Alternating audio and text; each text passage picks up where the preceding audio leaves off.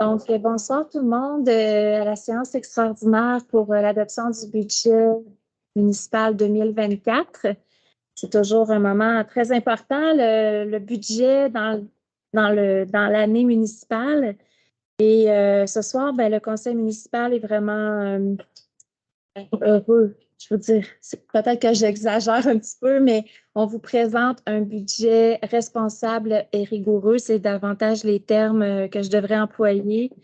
Euh, un budget résolument orienté vers la bonification des services toujours, l'efficacité administrative toujours et la mise en valeur des potentiels de la ville.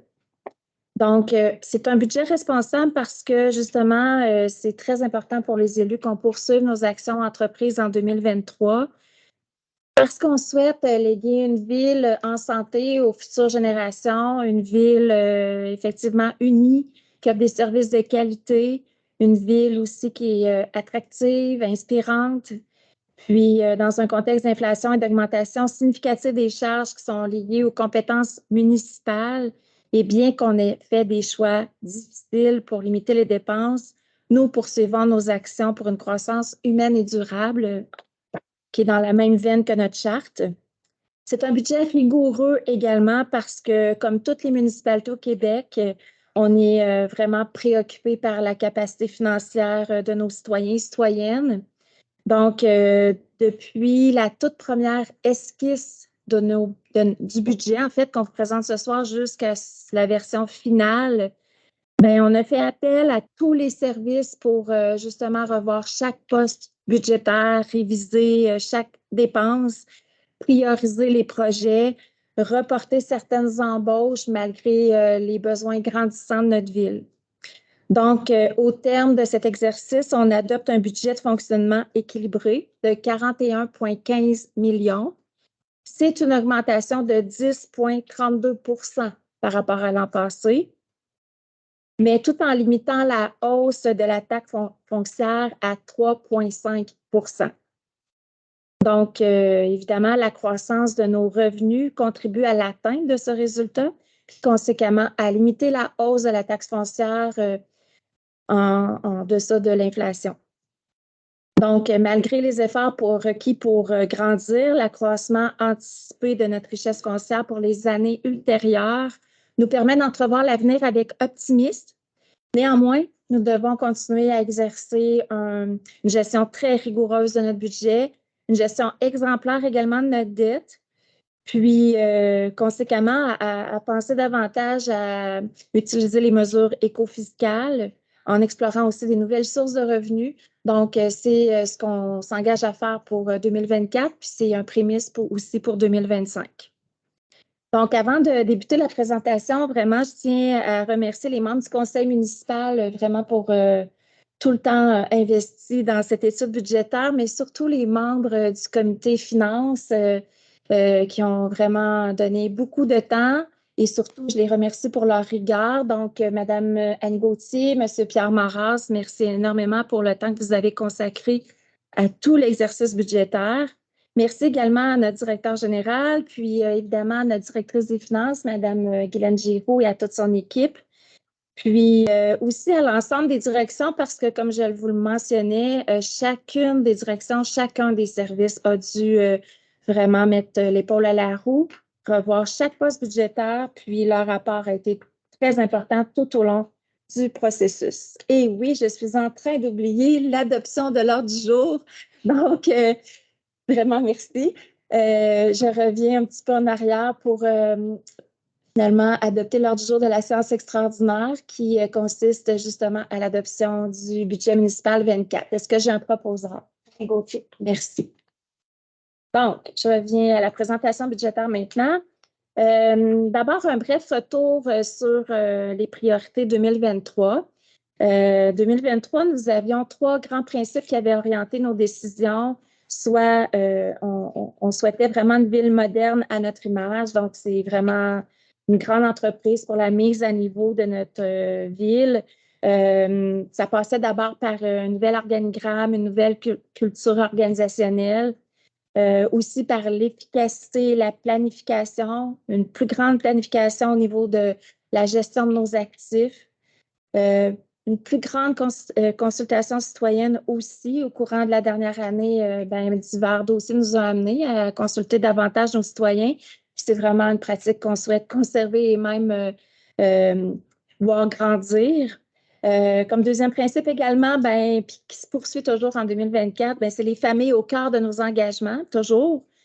On a vu vraiment la réalisation de plusieurs parcs. Encore la semaine dernière, on inaugurait un parc ici dans le secteur Bécancour et ça se poursuit évidemment en 2025 parce qu'on vient aussi en 2023 d'adopter un plan directeur pour les parcs et les espaces verts. Donc, c'est vraiment des engagements fermes pour les prochaines années. Des nouvelles orientations aussi qui ont été données au service à la communauté. On le verra pour 2024, c'est des investissements aussi accru pour le service à la communauté. Puis, un plan directeur du développement de notre piste cyclable aussi qui a été entrepris en 2023. Et finalement, un autre grand principe qui orientait nos décisions budgétaires, mais c'est un milieu de vie dont nous sommes fiers. Donc, ça passait par l'adoption d'une charte pour une croissance humaine et durable. Aussi, une plus grande sécurité pour l'ensemble de notre population, tant au niveau des équipements, d'un plan municipal de sécurité civile qui a été revu. Puis, évidemment, beaucoup d'actions portées par le comité mobilité dont ce soir, on a un représentant, Marion. D'ailleurs, j'en profite pour dire que Pascal est en Teams avec nous parce que sa santé ne lui permettait pas d'être présent sur place ce soir. Donc, je te salue, Pascal, et merci, Marion, pour tout le travail que vous avez fait au niveau du comité mobilité. Également, par rapport à 2023, mais les services de proximité. Donc, beaucoup d'orientations ont été prises par rapport à l'accroissement des services de proximité, notamment par la réalisation d'une étude commerciale, puis l'adoption de différents programmes de soutien là, pour notre grande communauté d'affaires. Donc, voilà le retour très bref sur les priorités 23, notre budget 23, qui fera l'objet d'une présentation quelque part au printemps prochain là, pour l'adoption de nos états financiers. Maintenant, si on arrive au budget 24, il y a 3 fondements principaux qui ont guidé nos décisions. L'efficacité administrative demeure toujours un prémisse très, très, très, très important. Donc, on veut optimiser continuellement nos processus. On veut, en fait, offrir le plus possible les meilleurs outils à notre personnel, à nos employés pour qu'ils puissent réaliser leur mission.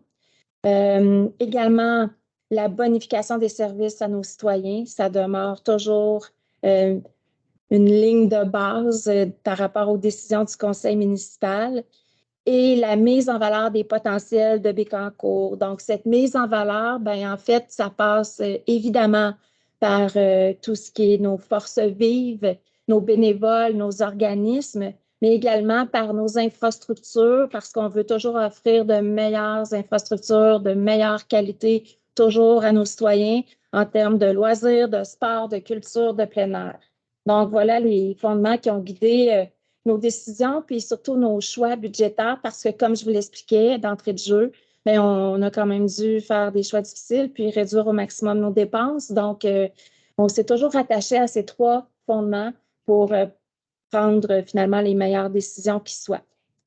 Donc, maintenant, au niveau des sources de revenus, vous avez la fameuse carte qu'on vous présente chaque année, qui est très indigeste à lire, mais que vous aurez avec vous ce soir, puis que vous pourrez vraiment regarder avant de vous endormir, peut-être ce soir.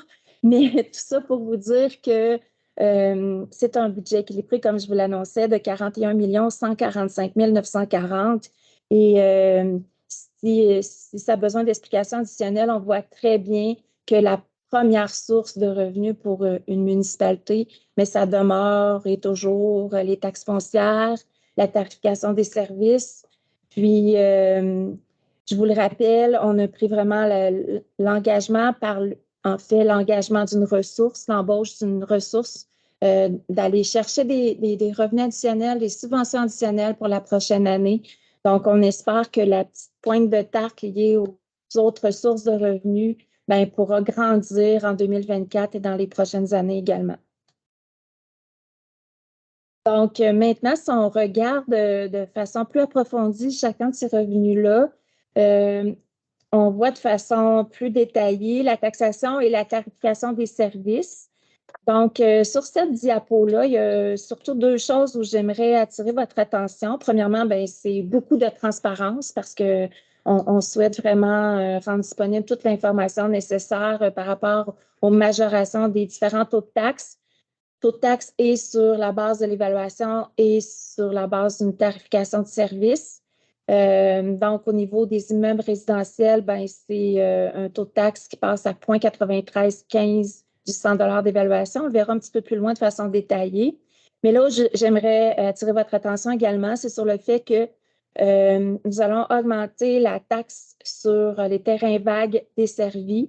En fait, c'est un moyen pour nous qui nous semble tout à fait judicieux par rapport à notre objectif de vouloir densifier notre territoire, densifier de façon douce, densifier aussi en fonction de notre nouvelle charte pour la croissance humaine et durable de notre ville. Les terrains vagues desservis, donc ça le dit, c'est desservi par des services publics où déjà égaux, aqueducs, etc. sont disponibles. Donc, tout terrain disponible actuellement pour accueillir de nouveaux logements, ben, sont susceptibles de demander un permis puis sont susceptibles de pouvoir développer.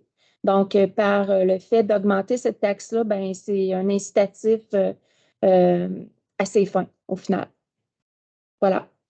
Puis, c'est ça. Je pense que par rapport à cette diapo-là, sur quoi je voulais attirer votre attention, je l'ai pas mal tout dit. Donc, on pourrait passer maintenant à la prochaine diapo qui, là, vraiment démontre l'application des taux de taxe sur une maison moyenne de 206 442, où vraiment, je vous le confirme, c'est une augmentation de 3,5 pour le taux de taxe foncière de base. Et on voit également chacun des taux en fonction de l'écart avec 2023. Et nouveauté cette année, sur quoi je veux aussi mettre de la lumière, c'est qu'à compter de 2024, à tout le moins pour l'année 2024, la Ville permettra le paiement du compte de taxe en 4 versements. Donc, parce que c'est une préoccupation pour nous, je vous le disais également d'entrée de jeu, on est tout à fait préoccupé par la capacité financière de nos citoyens et citoyennes. On connaît très, très bien le contexte dans lequel on est en train d'adopter un budget pour la prochaine année. Donc, c'est une manière également pour nous, mis à part le fait qu'on a limité au maximum les dépenses, c'est une façon également pour nous de donner un petit peu de souffle à nos citoyens. Donc maintenant, au niveau des charges, au même titre que les revenus, les charges totalisent 41 145 940. C'est peut-être pas là où je m'attarderai le plus, mais au moins, vous voyez que dans la disposition, la ventilation des dépenses, là où on voit les plus grands postes de dépenses, notamment, c'est au niveau du réseau routier. Est-ce que j'ai vraiment besoin de vous rappeler à tous que Bécancour est une ville avec un caractère très particulier du fait qu'elle est répartie sur un très, très vaste territoire de plus de 450 km², 350 km de routes à entretenir, tout autant de réseaux d'égouts et d'aqueducs, puis 6 cœurs villageois. Donc, lorsqu'on s'amuse à comparer les enjeux entre les villes et les municipalités, ben, il ne faut pas oublier que des fois, nos enjeux territoriaux ben, sont très différents. Donc, notre réseau routier ben, a quand même un certain coût. Puis, même chose aussi au niveau de l'hygiène du milieu. Puis, un budget également où j'attire votre attention, c'est au niveau du service à la communauté. Puis, un petit peu plus loin dans la présentation, mais je pourrais vous parler des faits saillants pour chacune des directions là, où là, on pourrait plus mettre en lumière les dépenses ou les écarts importants. Donc, la diapo suivante, un peu à l'image de la tarte qu'on vient de voir là, pour la répartition des charges. Cette fois-là, on la voit différemment là, pour un peu imager davantage qu'est-ce que représente $1 des taxes.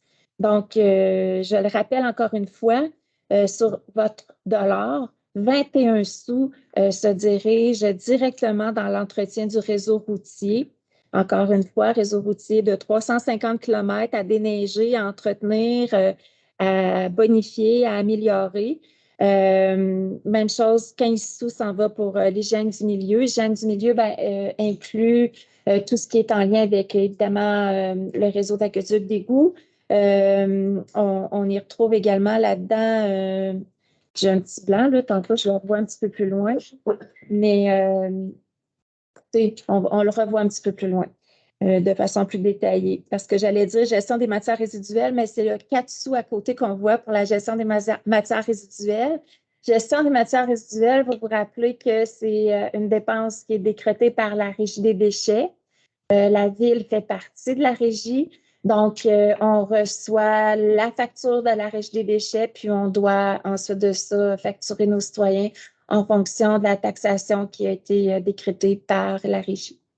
Donc, dans le fond, on recueille le même montant de revenus que ce que ça nous coûte en dépenses. Maintenant, si on va au sommaire du budget, où là, on voit un petit peu davantage l'écart entre 2023 et 2024. Donc, au niveau des revenus, ce que je peux vous dire, c'est qu'on peut bénéficier de revenus additionnels parce que, je vous le montre tout de suite à la diapo suivante, on bénéficie d'une plus grande richesse foncière. Donc, ça, c'est déjà un point très positif. Puis, aussi, on a davantage de revenus en droit de mutation.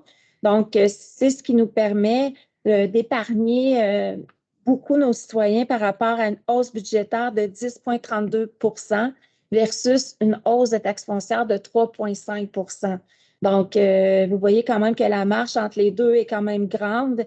Puis, malgré le fait qu'on a limité au maximum les dépenses, mais ces revenus additionnels nous permettent vraiment là, de pouvoir, pour ça, dans nos orientations, mentionner un petit peu plus tôt.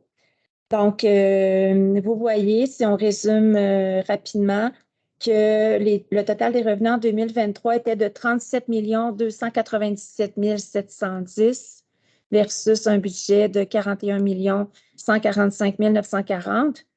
Puis, au niveau des charges, on voit surtout un plus grand écart, surtout prononcé au niveau des travaux publics, soit une différence entre un budget de 15 787 000 versus 17 478 000 pour 2024. Et autre écart à regarder également au niveau du service à la communauté, on passe de 4 500 000 à 5 millions et quelques poussières. Donc, c'est là où je voulais attirer votre attention. Au niveau du service de la dette, on voit la description là, plus bas par rapport aux 2 600 000 versus le 3 300 000. Et j'en profite pour vous informer que dans le budget 2024, on affecte nos surplus pour un montant de 392 485 pour boucler le budget équilibré.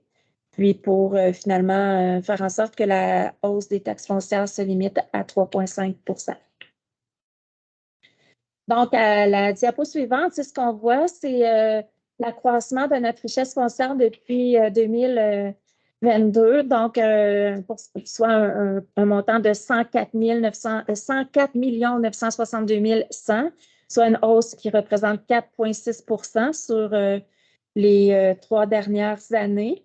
Et on s'est, en fait, on a demandé à notre directrice des finances de faire une projection pour 2025 et c'est très difficile de se projeter dans l'avenir parce que, au final, malgré les grands investissements qui arrivent dans le parc industriel, les revenus attendus par rapport à ce grand développement mais, seront au rendez-vous probablement davantage à partir de 2026 parce que l'évaluation de ces usines, au final, seront faites davantage lorsqu'elles seront en opération. Donc, l'année prochaine, on va pouvoir compter sur un nouveau rôle triennal, 2024 étant la dernière année de notre rôle en vigueur. Donc, 2025, nous aurons un nouveau rôle et c'est ce qui nous permet de se projeter avec une augmentation de notre richesse foncière d'environ 10 de plus compte tenu de ce nouveau rôle. Et on sait que dans ce nouveau rôle, il y aura déjà inclus une valeur par rapport aux industries qui sont déjà levées de terre dans le parc. Mais ça ne sera pas la valeur finale et ça sera, on n'est pas en mesure de projeter quelle sera cette valeur finale-là parce que les évaluateurs considèrent, oui, les infrastructures, considèrent également les équipements et considèrent aussi tout ce qui est les opérations liées à chacune de ces industries. Donc, c'est difficile pour nous actuellement de donner un chiffre précis par rapport à quelle sera notre richesse foncière à compter de 2025 et surtout à compter de 2026.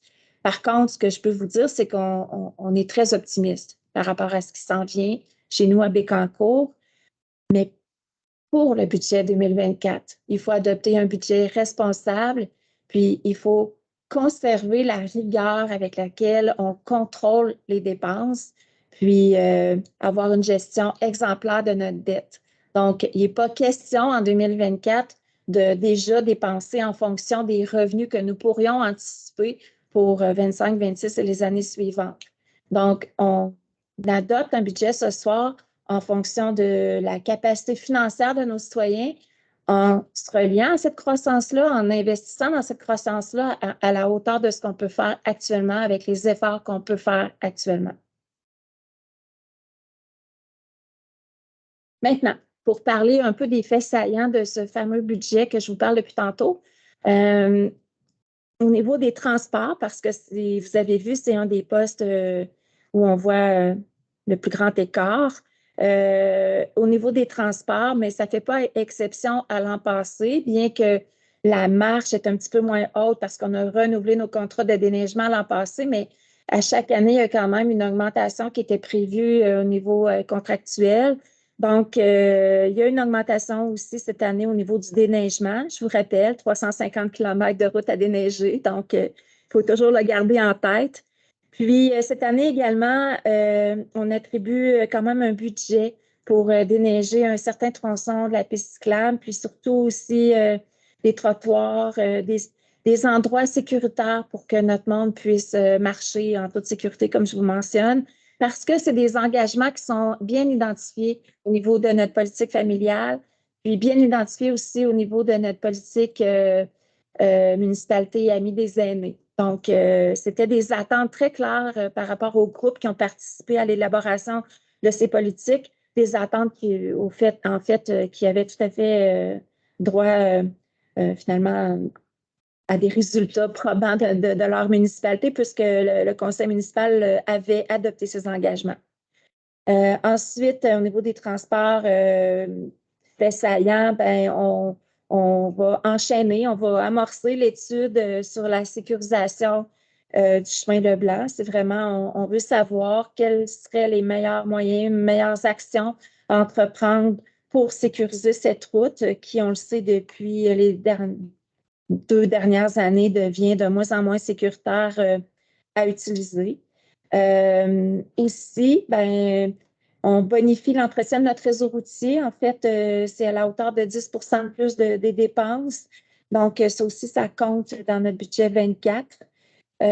Au niveau de l'horticulture, ben, on veut continuer dans le verdissement de notre ville. C'est tout à fait dans la ligne de notre charte. Verdissement de nos infrastructures et évidemment de nos parcs et nos espaces verts. On veut aussi débuter une lutte pour contrer certaines plantes envahissantes sur notre territoire. Il est question cette année de la renouée du Japon qui commence à causer des problématiques là, sur l'avenue Montesson, puis qui est en train vraiment d'endommager nos berges sur la rivière Bécancour.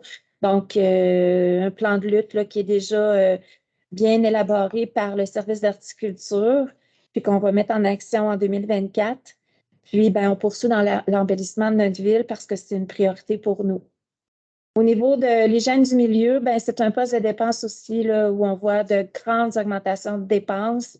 Première des choses, il y a une hausse importante des produits de traitement de l'eau, une hausse de 20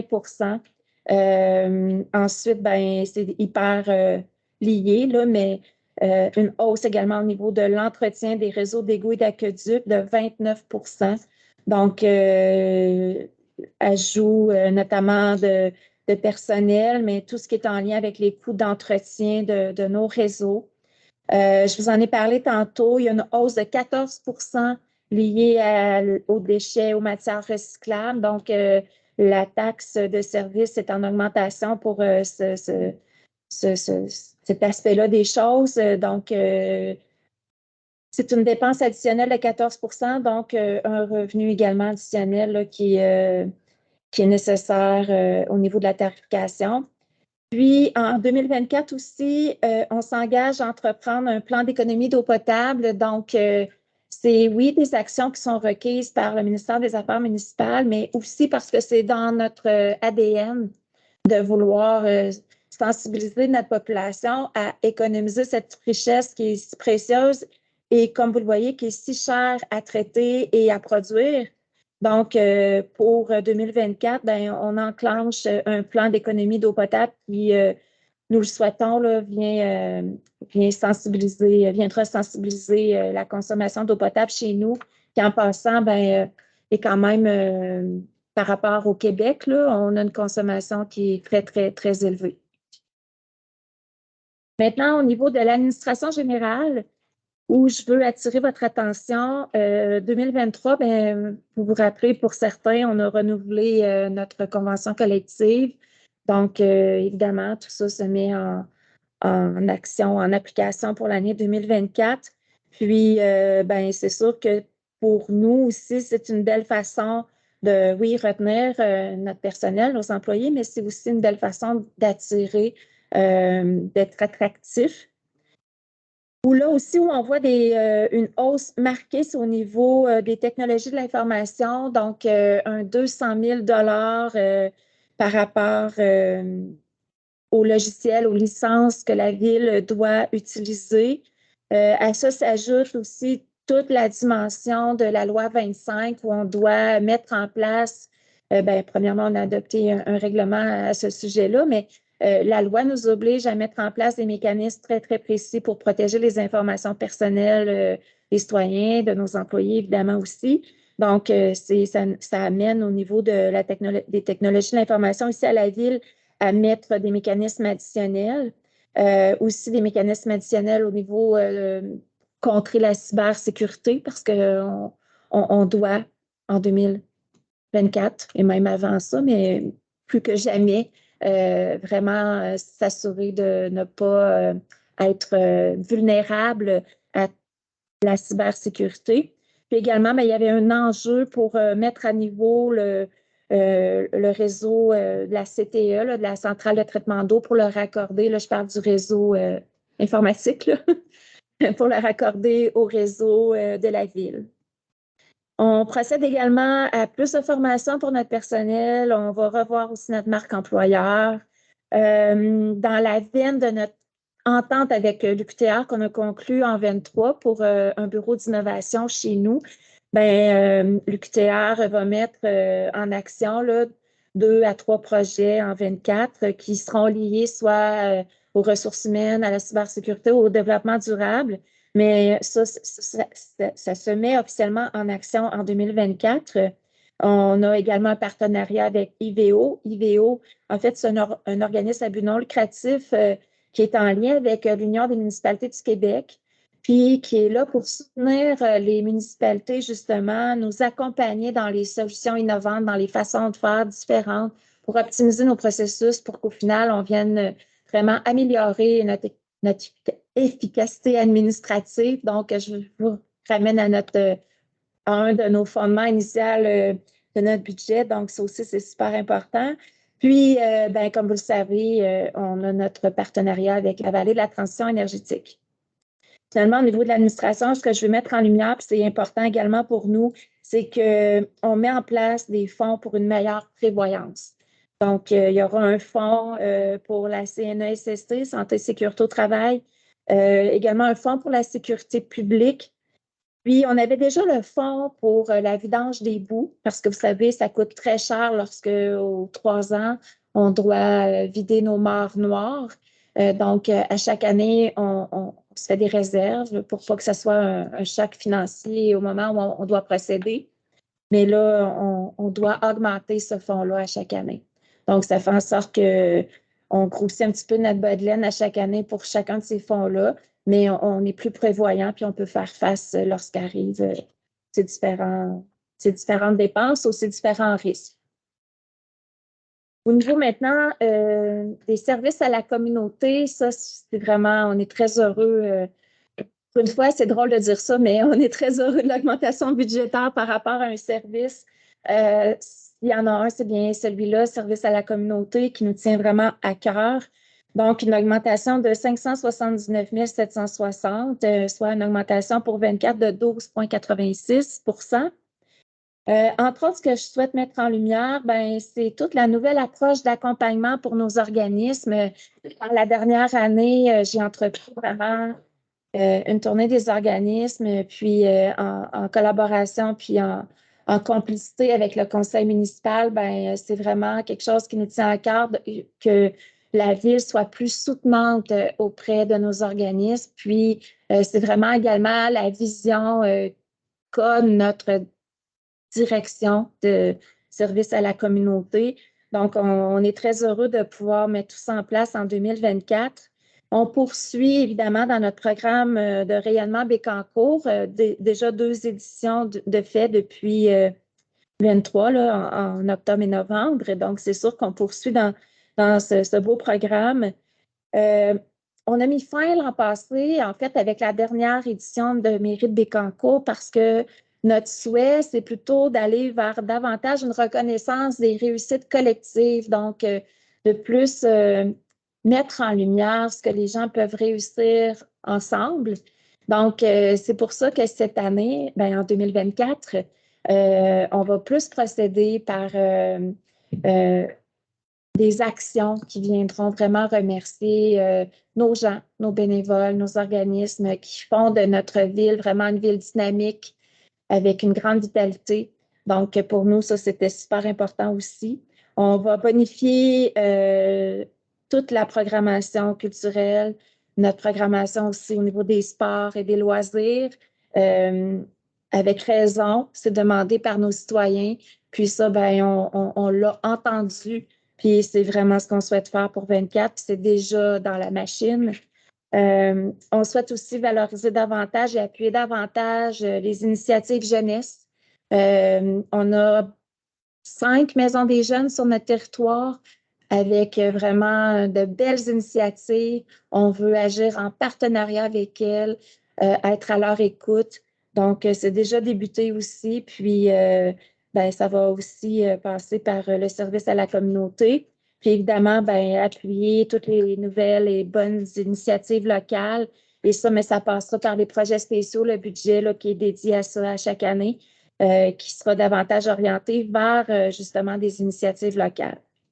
Finalement, ben, je rappelle à tout le monde qu'en 24, c'est le 250e anniversaire de notre Moulin Michel.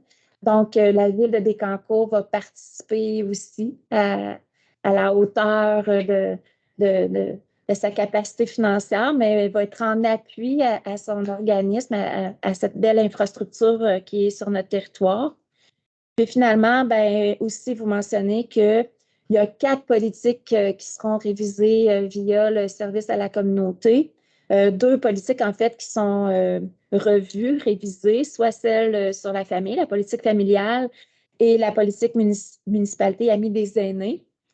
Puis 2 nouvelles politiques qui verront le jour, soit une politique culturelle et une politique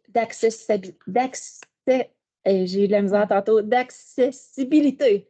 Merci. Donc, voilà. Je poursuis maintenant avec la promotion et développement économique.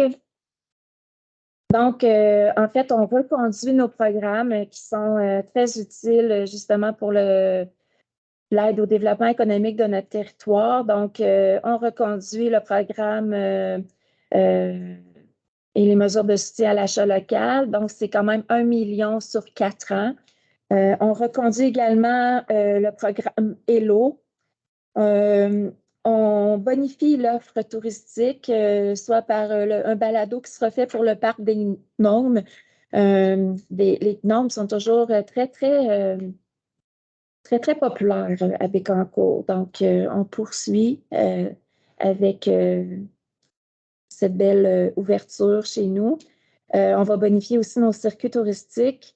Puis, on va être en appui aussi avec nos organismes récréotouristiques sur la mutualisation de certains services. Donc, ça va être aussi une action 2024. Et finalement, ben, on poursuit également sur le fonds de relance du secteur commercial à la hauteur de 500 000.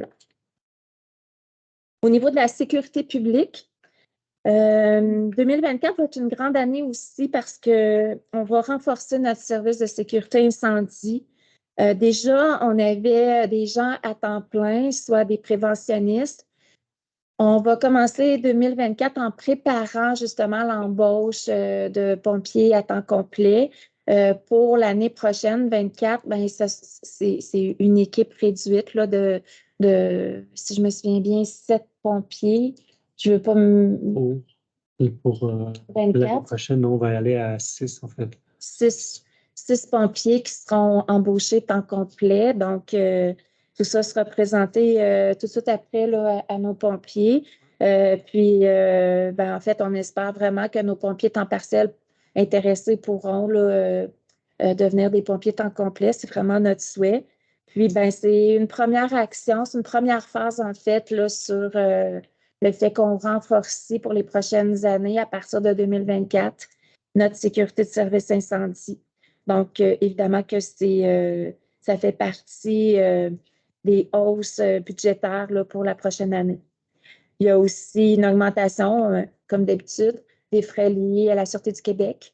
Puis, une augmentation aussi parce que ça nous préoccupe de la sécurité routière. Donc, j'en profite vraiment pour, encore une fois, souligner le travail du comité mobilité parce qu'on vient vraiment améliorer, ajouter, bonifier tout ce qui est signalisation pour justement accroître la sécurité. On vient par des plans de communication, sensibiliser aussi notre population à cette sécurité routière. Puis aussi, ce qui est très important pour nous, c'est accroître la sécurité aux abords de nos écoles primaires. On en a 6 écoles primaires. Donc, c'est 6 fois où on se penche sur la façon dont les autobus peuvent vraiment débarquer ou embarquer les enfants de façon sécuritaire, comment aussi les parents peuvent arriver à l'école, puis pouvoir laisser leurs enfants de façon sécuritaire à l'école. Donc, c'est autant de préoccupations, mais autant également d'investissements qu'on doit faire là, pour rendre tout ça encore davantage sécuritaire pour nos petits. Et finalement, et non le moindre, le dernier département qu'on a ajouté en 2023, c'est-à-dire notre département, notre direction sur le développement durable et planification. En fait, déjà en disant le nom du département, ben, on indique déjà beaucoup de choses, mais pour 2024, beaucoup de travail sur la planche pour cette direction de service. En termes de planification, bien évidemment, c'est déjà amorcé en 23, mais ça se poursuit. Planification pour optimiser nos processus, optimiser nos outils de travail, en ajouter des plus performants.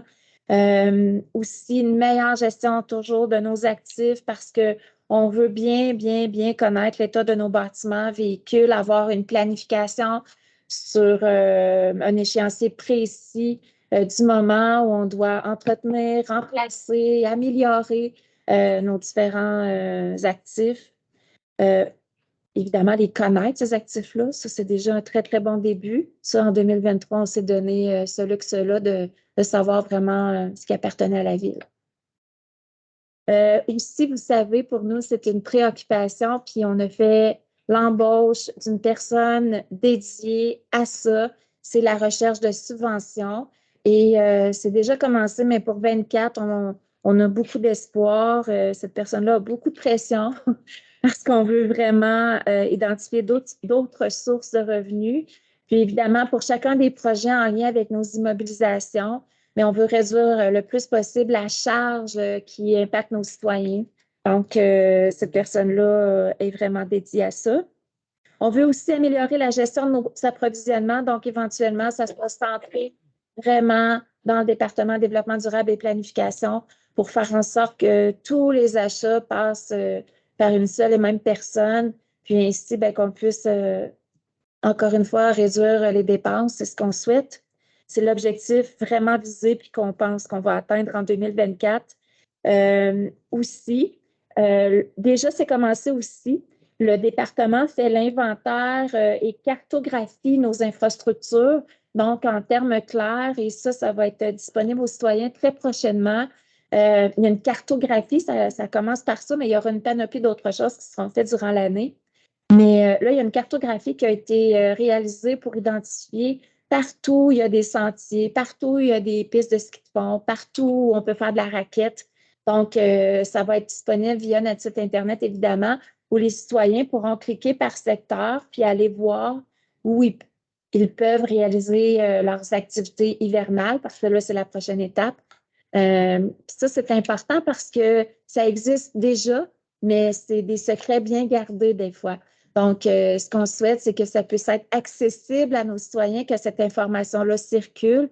Puis très, très prochainement, justement, notre service des communications là, va propulser ça pour que nos citoyens puissent y avoir accès et sachent qu'ils peuvent avoir accès à cette cartographie.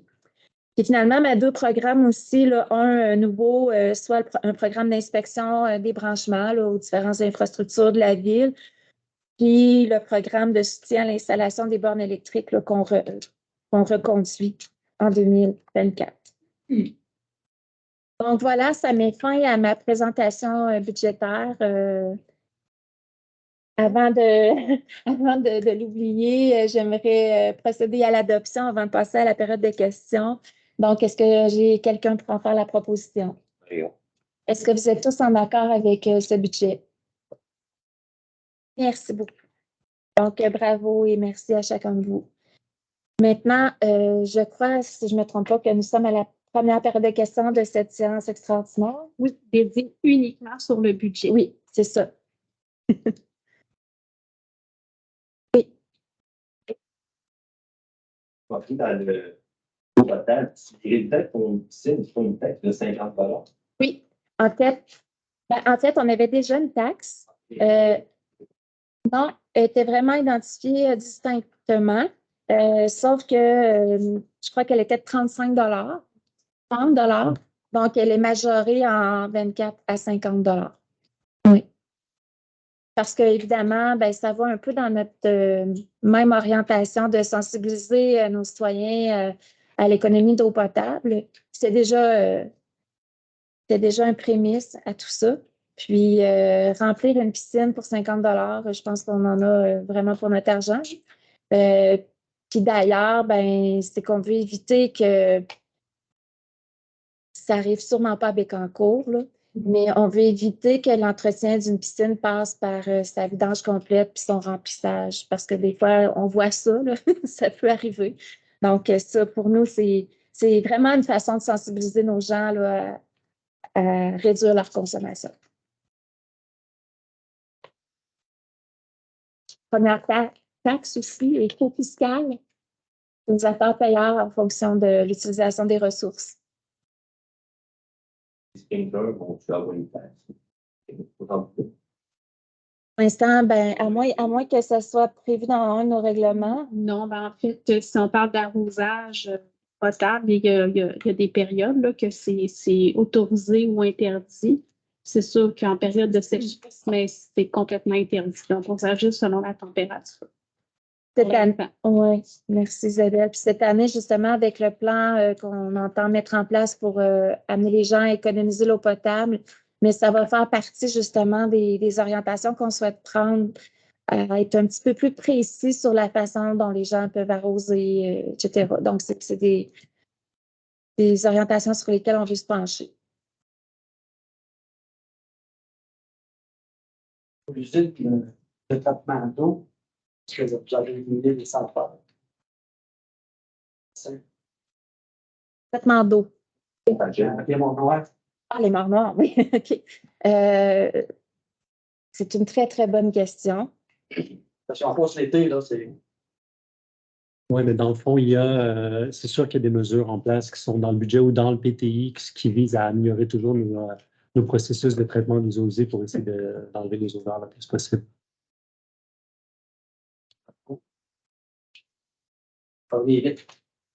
C'est la même senteur que le pompe. On travaille là-dessus, puis il y a des budgets qui sont prévus pour continuer à améliorer notre processus de traitement. En vélo, on pédale beaucoup plus rapidement.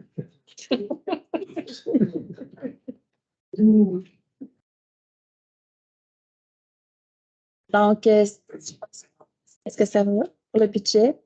Donc, ça met fin à notre première séance extraordinaire. Est-ce que j'ai un proposeur? Merci beaucoup. Je n'ai pas du tout mis mes documents.